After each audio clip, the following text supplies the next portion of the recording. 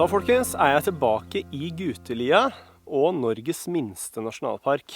Jeg og min gode venn Thomas, vi var jo her i fjor, og bare på den lille stunden vi var her, så må bare skru opp lyset litt, så rakk jeg faktisk å bli ganske glad i dette området.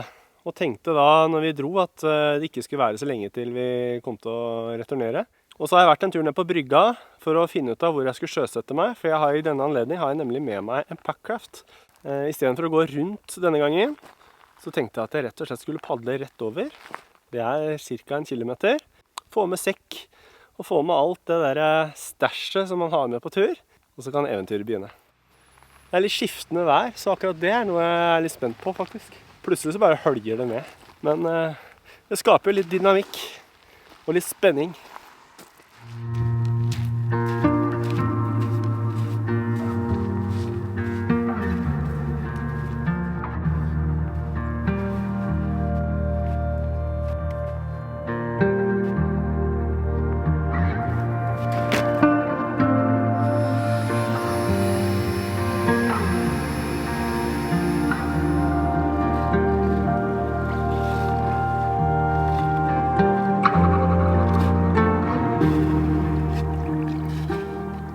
Da har jeg kommet meg ut på Guteliasjøen, så her handler det egentlig om å komme seg over uten å bli alt for våt.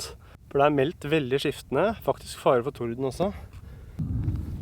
Alt stæsjet er godt plassert oppå spruttrekket, fungerer overraskende bra altså. Båten er superstødig og det er lett å manøvrere seg rundt. For å komme over dit så må du padle ca. en snau kilometer. Nå har jeg kanskje padlet 400 meter, så 600 meter igjen. Ja, nå driver jeg litt i den retningen jeg skal, så det gjør jo ikke noe. Det er fantastisk. Vi har noe å være takknemlige over. Denne inngangsbilletten inn i den norske, flotte naturen vi har rundt oss.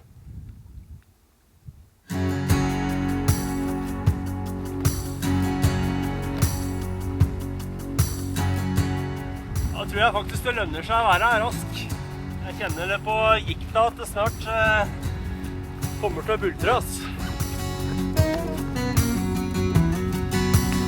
Så har jeg en følelse av at det kommer til å sprutregne hvert øyeblikk, så jeg tror vi bare må sette i gang med å fikse tarp.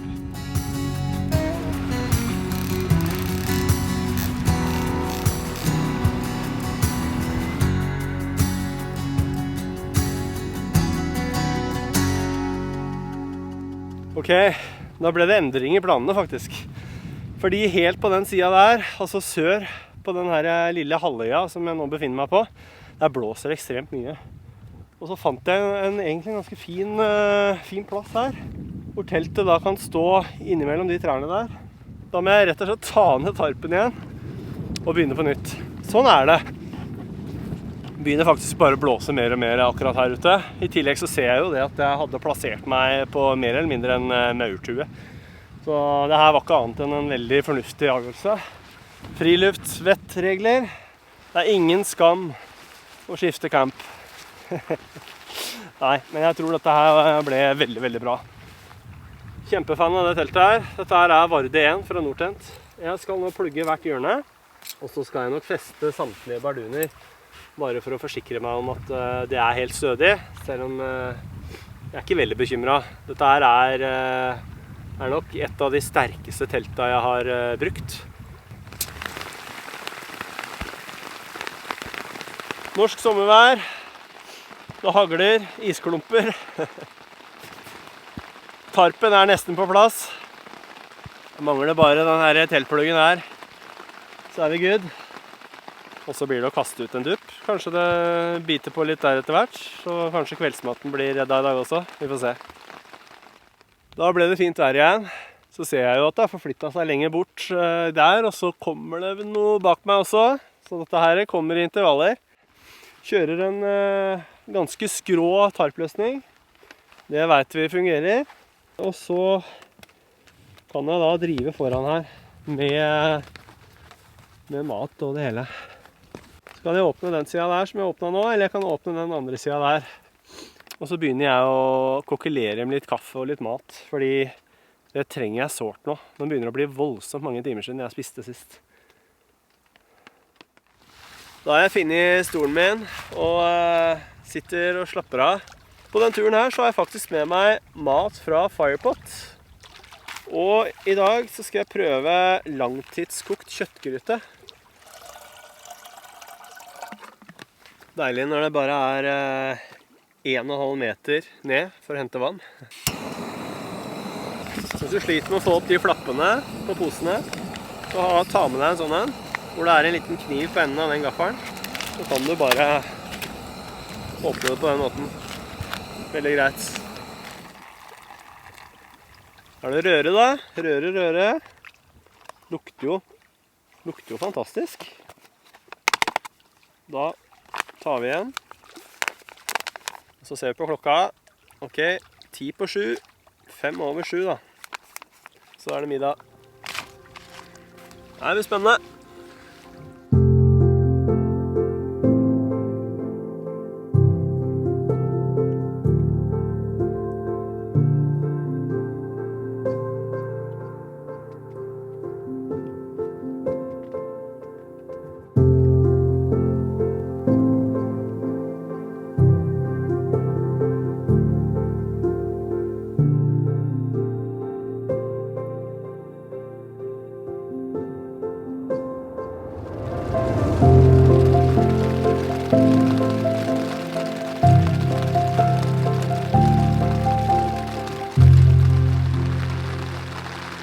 Nå er det skikkelig stemning i teltet. Aller mest stemning på utsida. Det buldrer og braker og pøser ned. Akkurat nå så føler man seg veldig takknemlig med lite. En tarp og telt, det er liksom det som skal til her og nå. For at man skal føle seg tørr og... Det braker ganske heftig. Det kommer nok enda hardere regn enn det vi har her nå. Da er det på vei. Da har jeg tatt på meg vesten. Det er jo helt stille, det er jo helt nydelig ute. Jeg tenkte jeg skulle ta med meg stanga. Jeg kastet ut en dupp i stad når jeg gikk inn i teltet. Og tydeligvis så beit det mens det tordna og diverse. Se her. Tror du ikke det var en søt liten abbor? Ja, for en 2-3 av de der. Så er kvelden redda. Så prøve å kaste meg ut i packraften. Kanskje det er muligheter for å få litt større fisk ut på vannet. De sier at det er stille før stormen. Etter stormen, da er det stille da.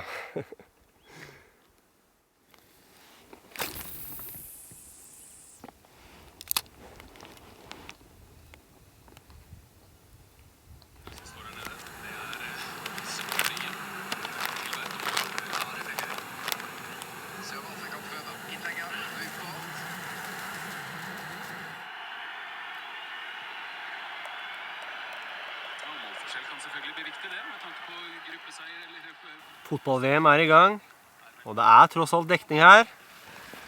Så jeg tenker, hvorfor ikke?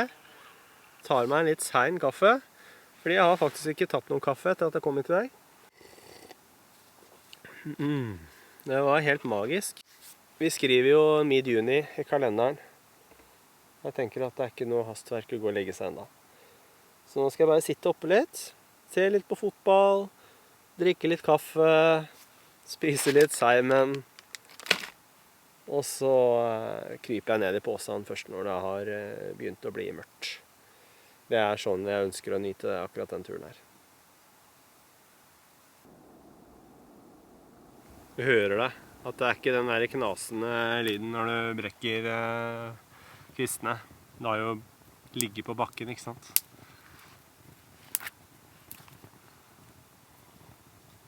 Men blir det varmt nok i bånden her, så er det håp, altså.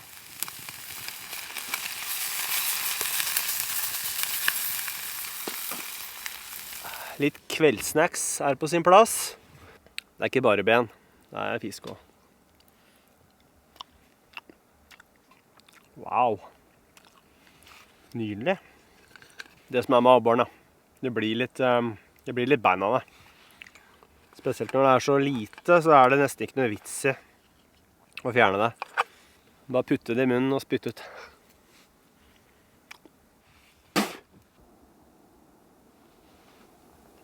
Virkelig en magisk kveld. Klokka den er 1:15, og jeg har bare sittet med den kvistbrenneren, hørt på musikk, og bare mata på sånne småkvist som har ligget på bakken her. Det er faktisk bare 3 varmegrader. Så mye tyder på at det kan krype ned mot 0 i natt. Det er nok derfor tåka begynner å tjukne seg til på vannet her også. I hvert fall, tusen takk for i dag. Det har vært fantastisk. Men nå skal det bli digg å sove.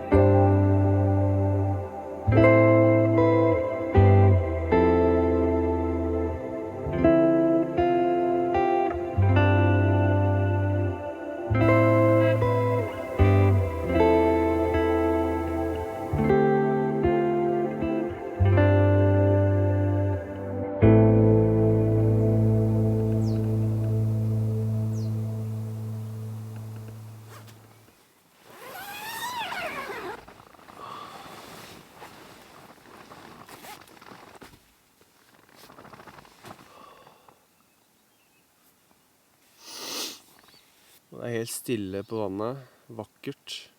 Kanskje jeg skal kaste ut en markklyse. Men aller først kaffe.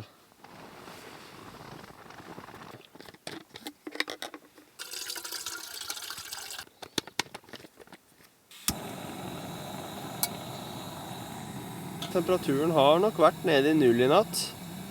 Sånn akkurat. Men jeg har vært varm og god.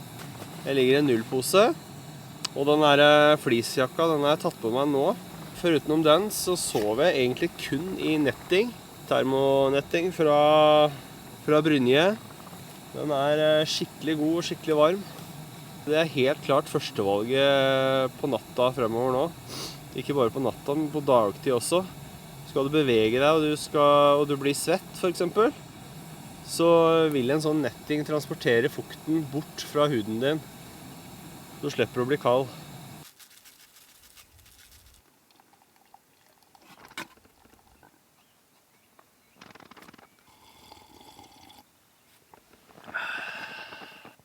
Veldig godt. Men den her var sterk.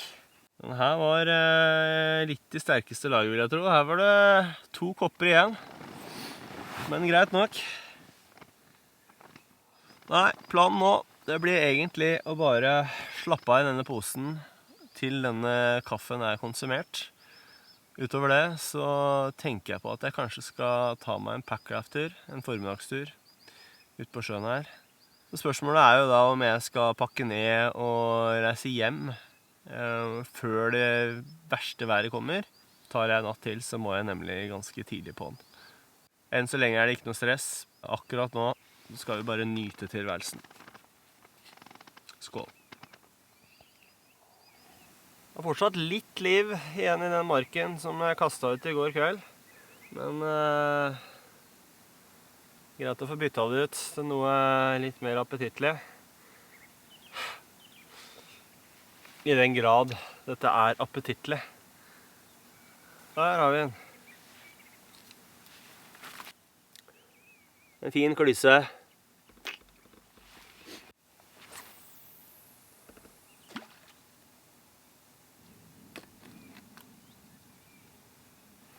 Jeg tenkte rett og slett at jeg skulle lage meg litt frokost. Den må jo godgjøre seg et kvarter, så da tenker jeg kanskje at jeg ordner packraften, og så tar jeg frokosten ute i packraften i dag.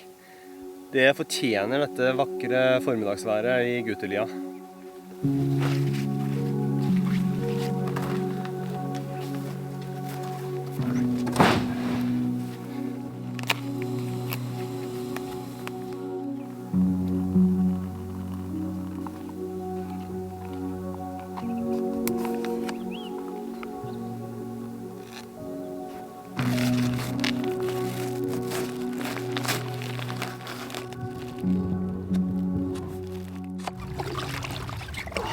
Nei og nei. Det var nydelig. Ha med fiskestanga også. Tenkte jeg skulle kaste ut en mark når jeg først var her. Denne packraften her litt lengre enn den jeg hadde på Sørlandet. Så jeg merker jo nå at jeg sliter litt med å slå av og på. Men dere skal nok få lov til å være med på en god del fine packraft-turer. Jeg lover det. Da det frokost da. Firepots havregrøt. Det her blir spennende. Og sannelig var det ikke en lomme til gaffelen min også. Norsk friluftsliv står det på den.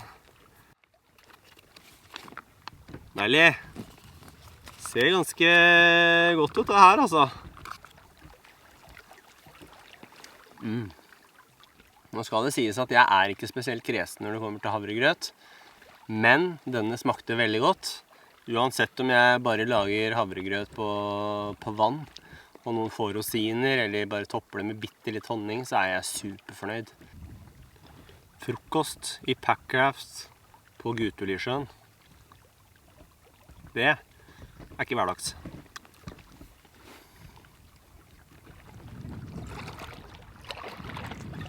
Wow!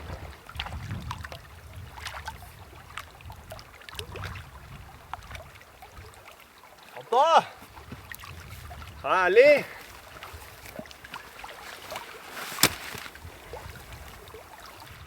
Se på den.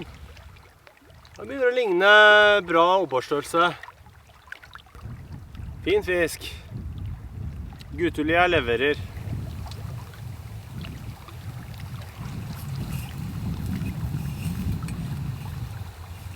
Det klart det blir ikke igjen så veldig mye mat, annet enn 2 små filer når du får fjernet hale, hode, en del av beina, finnene. Med en liten appetizer på meg i dag. Deilig. Yes, da har jeg vel mer eller mindre tatt en beslutning. Jeg har fulgt med litt på Yr mens jeg har vært her. Dagen i dag har vært magisk. I morgen venter en ny runde med regn, litt storm, torden og så videre. Så spørsmålet har liksom hele tiden hvilt over meg. Skulle jeg reise i dag, eller skulle jeg reise i morgen? Det å padle i vann under torden, det ikke aktuelt. Det ikke fornuftig, og det ikke noe tema. Så da kan jeg heller bruke dagen i dag. Ta meg god tid, kose meg med nedpakking, kose meg med padling, og så blir det en ny tur igjen ganske snart.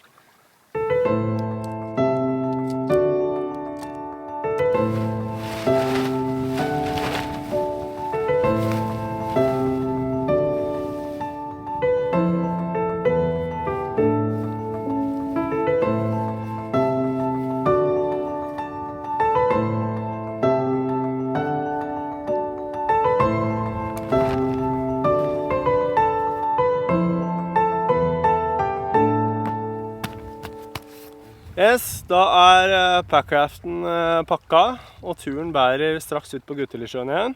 Alle teltplugger med også, alle barduner, alle stropper, all mat og plast og skrot med. Så nå blir det da å få dette droget ut på vannet, og så det en liten runde ut på sjøen her da, før vi går i land igjen. Da har jeg kommet meg tilbake på andre siden av Gutulia. Jeg skal ikke si det var strabasiøst, men det var motvind hele veien, så det var ikke noe hjelp å få. Så litt stiv i skuldrene på grunn av den sekken foran meg, så må jeg liksom holde armene sånn når jeg skal padle. Så nei, men nå har jeg i hvert fall kommet i land. Det var jo deilig, det får villmarksfølelsen altså.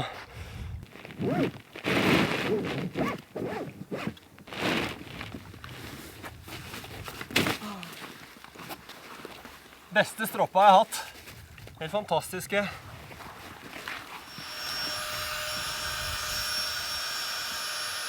Da sekken på ryggen igjen, og jeg straks oppe ved bilen.